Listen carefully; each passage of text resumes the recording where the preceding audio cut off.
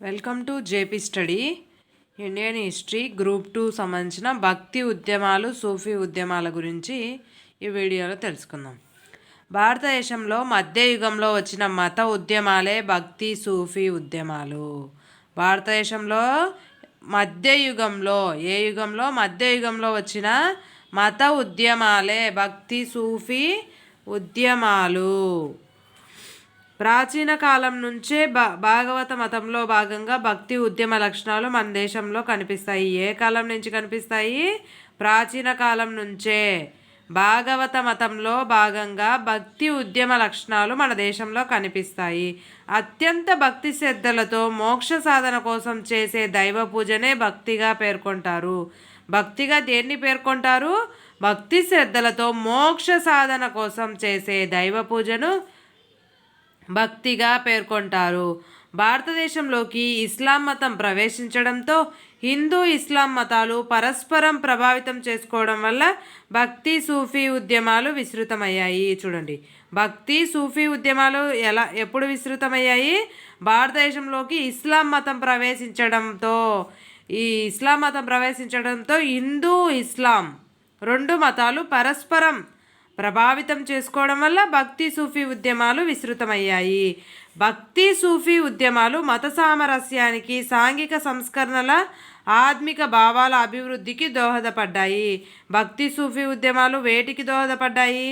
మత సామరస్యానికి, సాంఘిక సంస్కరణల, ఆధ్యాత్మిక భావాలకు అభివృద్ధికి భక్తి సూఫీ ఉద్యమాలు దోహదపడ్డాయి. నానక్, కబీర్, చైతన్యుడు లాంటి ఎంతోమంది భక్తి ఉద్యమకారులు ప్లస్ ఖ్వాజా మెహనుద్దీన్ చిస్తీ, షేక్ సలీం చిస్తీ, నిజాముద్దీన్ ఔలియా, బాబా ఫరీద్ లాంటి సూఫీ తత్వవేత్తలు తమ రచనలు, బోధనలు, గీతాల ద్వారా భక్తి సూఫీ ఉద్యమాలకు, మత సామరస్యానికి ఎంతో కృషి చేశారు. చూడండి, భక్తి సూఫీ ఉద్యమాలకు ఎవరెవరు కృషి చేశారో చూద్దాం.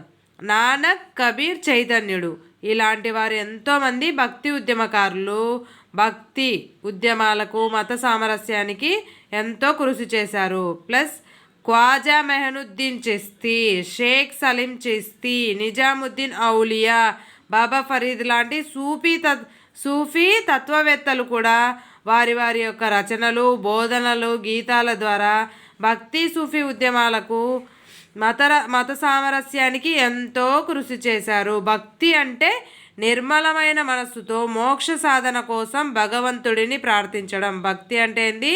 నిర్మలమైన మనస్సుతో మోక్ష సాధన కోసం భగవంతుడిని ప్రార్థించడం.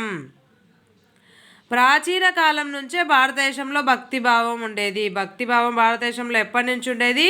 ప్రాచీన కాలం నుంచి.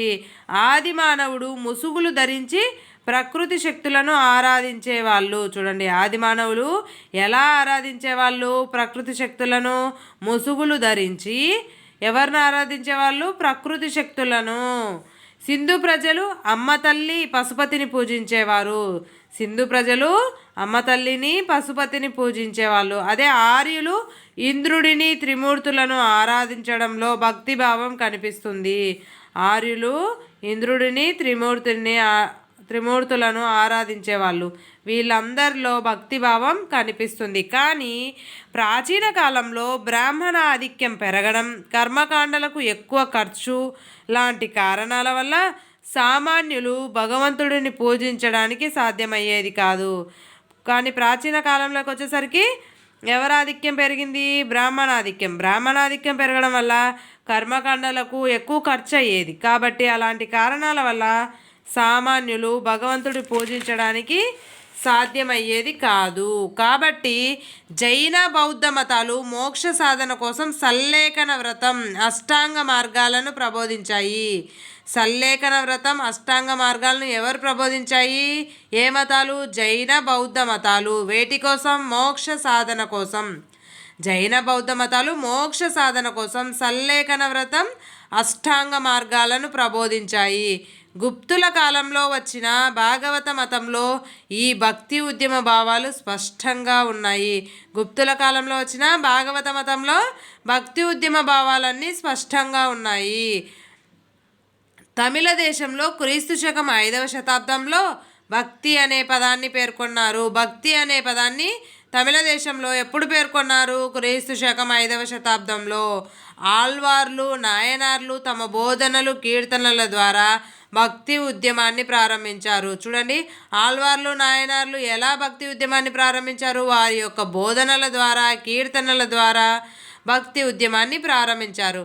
కానీ భారతదేశంలో ఇస్లాం మతం ప్రవేశించడంతో వాస్తవంగా భక్తి, సూఫీ ఉద్యమాలు అసలైన రూపాన్ని సంతరించుకున్నాయి. చూడండి, కానీ భారతదేశంలో ఇస్లాం మతం ప్రవేశించడంతో వాస్తవంగా భక్తి, సూఫీ ఉద్యమాలు అసలైన రూపాన్ని సంతరించుకున్నాయి. మొదట్లో కేవలం సాహిత్యపరంగా ఉన్న భక్తి ఉద్యమం క్రమంగా సాంఘిక, ఆర్థిక సంస్కరణ వైపు దృష్టి సారించాయి.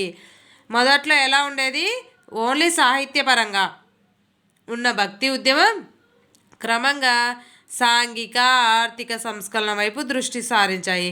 ప్రాంతీయ భాషలకు ప్రాధాన్యాన్ని తెచ్చింది. ఈ ఉద్యమాలు ప్రాంతీయ భాషలకు కూడా ప్రాధాన్యం తెచ్చాయి. ఎందుకంటే ఏ ఏ ప్రాంతాల్లో ఉంటే ఆ భాషలలో ఈ ఉద్యమాల యొక్క రచనలు, సాహిత్యాలు అన్నీ వివరించేవారు అనమాట. ముఖ్యంగా హిందూ ముస్లిం మత సామరస్యాన్ని ప్రచారం చేసింది. ప్రచారం చేసింది. ఇస్లాం మతంలో ఉన్న ఏకేశ్వరోపాసన, సోదరభావం, కుల వ్యవస్థ లేకపోవడం లాంటి అంశాలను హిందూ మతం స్వీకరించి భక్తి ఉద్యమాన్ని విస్తృతం చేసింది. చూడండి, ఇస్లాం మతంలో ఉన్న ఏకేశ్వరోపాసన, సోదరభావం, కుల వ్యవస్థ లేకపోవడం అలాంటి అంశాలన్నీ హిందూ మతం స్వీకరించి భక్తి ఉద్యమాన్ని విస్తృతం చేసింది. యూసఫ్ హుస్సేన్ అనే చరిత్రకారుడు భక్తి ఉద్యమాన్ని 2 దశలుగా విభజించారు. చూడండి, భక్తి ఉద్యమాన్ని 2 దశలుగా విభజించారు. ఎవరు? యూసఫ్ హుస్సేన్. భగవద్గీత కాలం నుంచి 13వ శతాబ్దం వరకు ఉన్న కాలాన్ని మొదటి దశగా, భక్తి ఉద్యమం మొదటి దశ ఏంటిది? భగవద్గీత కాలం నుంచి 13వ శతాబ్దం వరకు ఉన్న కాలాన్ని మొదటి దశ, 13వ శతాబ్దం నుంచి 16వ శతాబ్దం వరకు ఉన్న కాలాన్ని రెండో దశగా పేర్కొన్నారు. భక్తి అనే పదం తొలిసారిగా శ్వేతర ఉపనిషత్తులో కనిపిస్తుంది.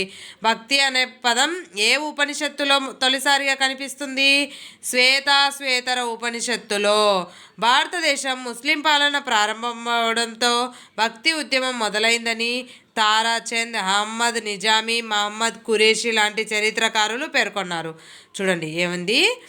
భారతదేశంలో ముస్లిం పాలన ప్రారంభమవడంతో భక్తి ఉద్యమం మొదలైందని ఎవరెవరు పేర్కొన్నారు? చరిత్రకారులు తారాచంద్, అహ్మద్ నిజామీ, మహమ్మద్ ఖురేషి లాంటి చరిత్రకారులు పేర్కొన్నారు. అయితే ఇది భగవద్గీతలోని బోధనల వల్ల ప్రభావితమైందని రామానుజాచార్యుడు, శంకరాచార్యుడు, ఆళ్వార్లు, నాయనార్లు బోధనల్లో భక్తి ఉద్యమ బీజాలున్నాయని ఆర్జీ భండార్కర్ లాంటి చరిత్రకారులు పేర్కొన్నారు. ఆర్జీ భండార్కర్ ఏమని పేర్కొన్నాడు? అయితే భగవద్గీతలోని బోధన వల్ల ప్రభావితమైందని రామానుజాచార్యుడు, శంకరాచార్యుడు, ఆళ్వార్లు, నాయనార్లు బోధనల్లో భక్తి ఉద్యమ బీజాలున్నాయి, అప్పట్లోనే బీజాలున్నాయి అని ఆర్జీ భండార్కర్ లాంటి చరిత్రకారులు పేర్కొన్నారు.